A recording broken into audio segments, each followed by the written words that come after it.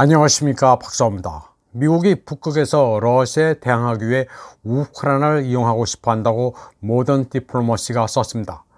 우크라이나는 지리적으로 북극과 별 상관이 없지만 미국은 스칸디나비아 국가에 있는 수십만 명의 우크라이나인들을 활용하면 된다고 믿고 있습니다. 미국은 하이브리드 전쟁에서 우크라이나인들이 러시아를 무너뜨릴 수 있는 인상적인 잠재적 능력이 있는 것으로 보고 있습니다. 스칸디나비아 국가에 머무르고 있는 우크라이나인들을 모집해 사보타지 군대로 만들 수 있다는 생각입니다.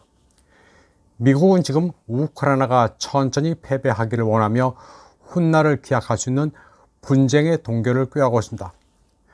모던 디플로머스는 미국이 러시아를 고난에 빠뜨리기 위한 새로운 군사작전의 장으로 북극에 더 관심을 기울이고 있다고 분석했습니다. 인도 외교관 출신으로 저명한 국제문제 관찰자인 바드라 쿠마르는 우크라이나 대신 핀란드가 나토에 가입한 것도 그런 맥락에서 볼 수 있다고 말했습니다.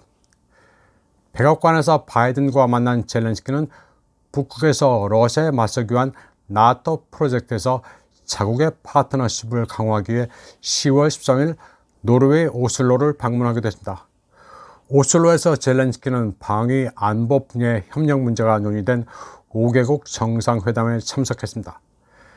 그리고 그 정상회담은 미국이 국방부의 군사시설 사용과 관련해 핀란드, 스웨덴과 합의한 가운데 열렸습니다.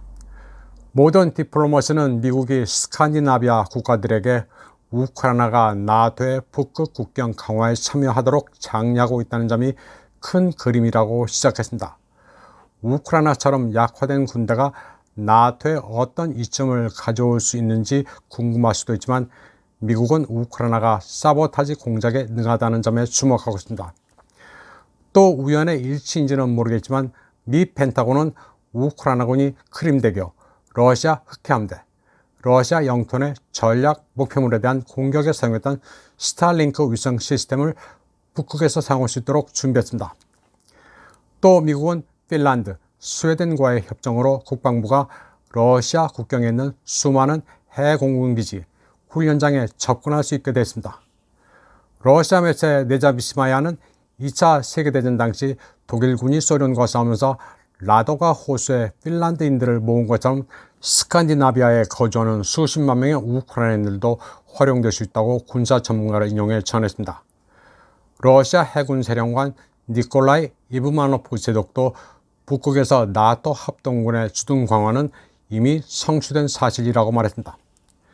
그리고 이 지역에서 나토의 존재는 러시아를 봉쇄하기 위한 강력한 도구라고 설명했습니다. 러시아도 여기에 맞서 북부 함대, 북극의 항로와 해안, 산업 기반 시설의 안전을 보장하기 위해 사보타지 공작원 대응을 임무로 하는 해양 여단을 구성했습니다. 미국과 러시아의 대리전에서 우크라이나가 패배했지만 미국의 지정학 전략에 있어서 젤렌스키의 효용성은 아직 남아있습니다. 다음 소식입니다. 미국의 군사전문가 스콧 리터가 나토의 지리멸렬한 상황을 아주 명쾌하게 설명했습니다. 그는 러시아가 이미 나토를 비무장화시켰으며 우크라이나 분쟁이 이를 보여주고 있다고 말했습니다. 물리적으로도 비무장화됐고 자신감도 잃었다고 스콧 리터는 분석했습니다. 나토는 레오파르트, M1, 챌린저 같은 현대 무기를 갖춘 거대한 동맹이라 러시아가 감히 건드리지 못할 것으로 생각했는데 결국 그 무기들은 모두 쓰레기로 드러났으며 나토 군대는 쓸모가 없다는 게 밝혀졌다고 그는 말했습니다. 예를 들어 독일 연방군은 슈니첼을 먹으면서 맥주만 마시는 전투력이라고는 없는 소수의 비만남인 것으로 밝혀졌다고 스콧 리터는 설명했습니다. 군인들이 체력 테스트도 통과하지 못하고 장비도 전혀 관리하지 않았다고도 했습니다. 그는 또 독일이 리투아니아에 5,000명의 여단 병력을 파견한다고는 했지만 여기에는 전차가 한 대도 없다는 점을 지적했습니다.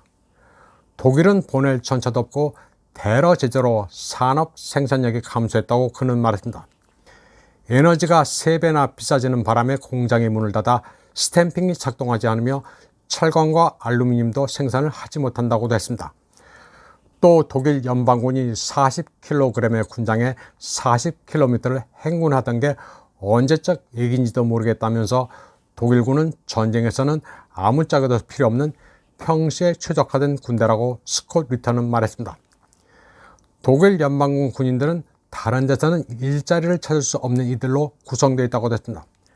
존 미케닉은 독일군이 아니라 메르세데스, 아우디 같은 회사에서 일하고 체력이 좋은 사람들은 스포츠에 참여한다고 합니다. 또 독일군은 애국자도 아니며 애국이라는 개념을 잊어버렸다고도 합니다. 독일군은 아무것도 잘하는 게 없는 사람들로 구성되어 있다고 합니다. 스콧 리턴은 러시아가 오데르강에 도달하기를 원한다면 막을 수 없다는 것을 독일군도 시인했다고 말했습니다. 그러면서 나토의 좋은 소식은 러시아가 유럽에 쳐들어갈 생각이 없다는 점이라고 스콧 리턴은 말했습니다. 이번 방송은 여기까지 하겠습니다. 시청해주신 여러분 감사합니다.